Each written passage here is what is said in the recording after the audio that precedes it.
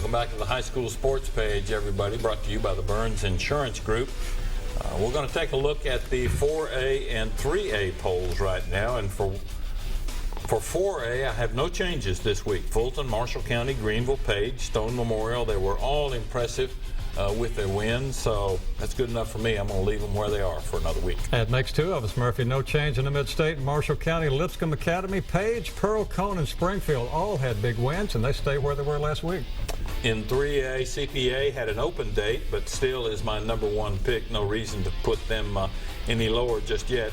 Alcoa, Liberty Tech, CAK, the team that's playing at DCA this week, all picked up important wins, but previously unbeaten Stratford suffered its first loss and drops out of my top five, replaced by Sequatchie County, another big winner this past week.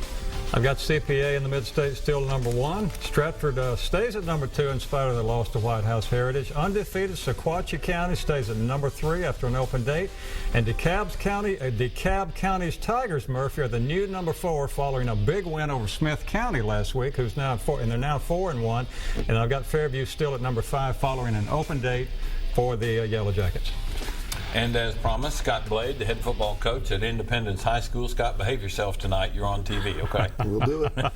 Scott, how you doing? Good to see you. I'm good, guys. Good. Scott, this is your third year at Independence, as many of us know. But some of the people watching the show may not remember that before you took the job, that you started. When you came to Middle Tennessee, you spent 3 years at Hillsboro, where you won a state championship. Then 4 years at Oak Ridge. So far, so good, right? What was behind the decision to leave Oak Ridge to come to Middle Tennessee, and more specifically to Independence? You know, we just had I had a great time up there. I met great people, enjoyed it. My family, the whole reason we moved from California, my parents and brother had moved back to Middle Tennessee. We enjoyed our time here. We loved it here. As I got 3 daughters, as you guys know, and my twins were about ready to start high school. And I knew at some point I wanted to come back to Middle Tennessee. And they were in 8th grade at the time. It was that was the right time for us to move, if there ever is a right time, back here. And Independence just happened to be the job that was open. We live in Spring Hill. We love that community. It was actually the first job I applied for an assistant position back in 2006. Scott Smith was the head coach back then. Unfortunately, there was nothing open at the time, but I always liked the school. I like the community, and it just kind of fell in place. Coach Dyson had left to go to Stewart's Creek, and so there was an opening there. And Dr. Campbell decided it was okay for me to come there, and that's where we're at. Wise choice. Thank you. Scott, when you first came to Indy, you had a pretty young football team. With that said, you had to maybe search the memory bank a little bit about maybe trying to establish what you wanted at Indy and get those kids to buy in, because most of those young men did not know you from your Hillsboro days, other than through the grapevine kind of thing. How did you establish that and get them to buy in so quickly? Well, it's still a work in progress. It's been 3 years, and so they've had a couple of off seasons with me. They've got a chance to listen to and go through practice and spring ball and all that good stuff. And we had a lot of young guys on that. Like you said, we started 9 sophomores our first year. Now, we did have Rashawn Galton, Vic Wharton, Finest Stribling. We had some seniors, Steven Satchel, to bridge that gap and to really help us, get this thing started. And so we were fortunate to have those young guys, have some older guys that could, like I said, bridge the gap. And here they are 3 years later, and they have, some of them went into this season 25 games of playing experience. So they've kind of been through the film sessions, they've been through all, like I said, all the training sessions, and here we are now where they kind of understand where we're going with this, where we're trying to go with this. But I'll tell you, it's still a work in progress. It's still, we haven't met any our goals yet. Got a long way to go, but the kids are trying to meet those goals, and they're getting better each week. Scott, you're 5-0 now, ranked number 1 in Class 5A. Congratulations on that. Offense averaging 40 points a game. But you lost your outstanding quarterback, Andrew Bunch, to injury back in the Centennial game. But you haven't missed a beat. You've won 3 in a row since that. How did you manage to close ranks and continue your winning ways? And also with that, who has stepped up to contribute toward that process in the meantime? Well, number one, the defense is playing great.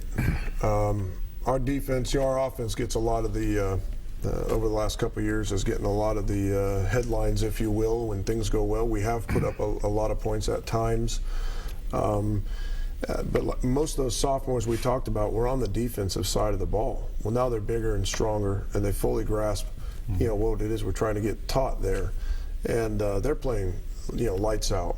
And they're still getting better. There's still a ways for them to get better, but they're actually keeping us in games, giving us a chance to win the game. And I think that's the biggest thing. When we talk about Andrew going out, Adam Swayze, a 3-year starter for us. He's one of our outside receivers, our go-to guy there, and also he's a strong safety, Sam, outside linebacker type. So he's really was our two-way starter, our only two-way starter. So in losing Andrew, we lost like 3 positions. He's come in and done a great job. That's not his, forte, if you will.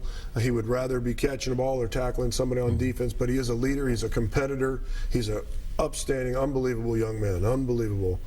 And we're fortunate that we have a kid like that in the program, and we got several of those because the offensive line, the running game has had to improve to take some pressure off of him. We've really had a lot of kids step up and really contribute to making this a great team effort this first 5 weeks. You mentioned the running game, Daniel Wright, Jordan Pope doing a great job, and I thought you really made a good decision. Second half, we did the Lincoln County game, and since then, it seems like there's more, you're running the football maybe a little bit more as compared to before Bunch went down. Is that right? Yeah, Andrew would rather sit back there, and I've said this on a ton of interviews. He's about as accurate a quarterback as I've ever coached, and probably more so. He is pinpoint accuracy. He can run too, but he'd rather sit back there and read a defense, pick the hole, and he's terrific at it. Adam can still do all of that. He would rather lower his shoulder and run. And so it's trying to find a happy medium between what he feels comfortable with, what he can do, and then it's made us go back to our run scheme and how we're blocking things and try and get the most out of that.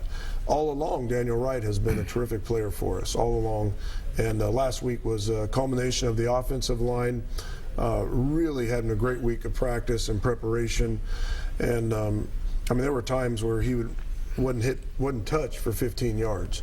That's a credit to the offensive line. It's a credit to Daniel hitting the hole. But anytime there's a big play, whether it's Nate Johnson catching one down the sideline, there's a lot of moving parts there. Yeah. And that's what we're preaching. That's what we're trying to get out of our kids.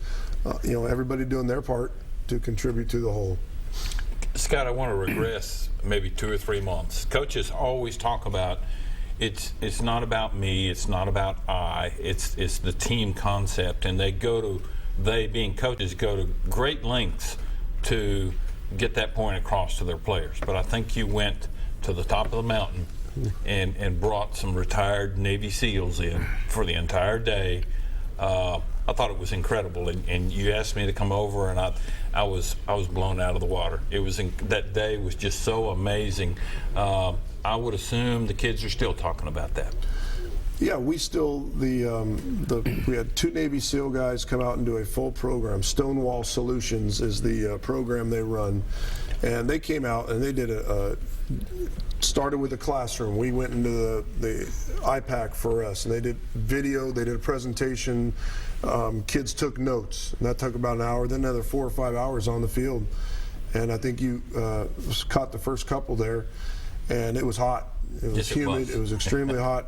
And we had most of our team there, and it was the last day before a dead period. And, just trying to minimize the individual. We're going to be successful if all of us are pulling in the same direction. And all of society tells us maybe the exact opposite. It's me, get what you want, get what you can.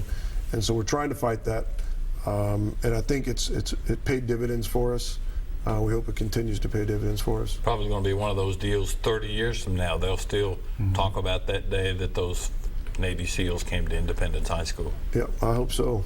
All right, Scott, good luck this weekend. Several big games still on the horizon, but I know you, like every other coach out there, it's one game at a time, right? That's right. That's right. All right, Thanks Scott, for having me, guys. Scott Blade, the head football coach at Independence, our special guest. We're going to take another break right now, look at some highlights from Antioch versus Overton, and then we'll be back with more polls after telling you this is the high school sports page brought to you by the Burns Insurance Group.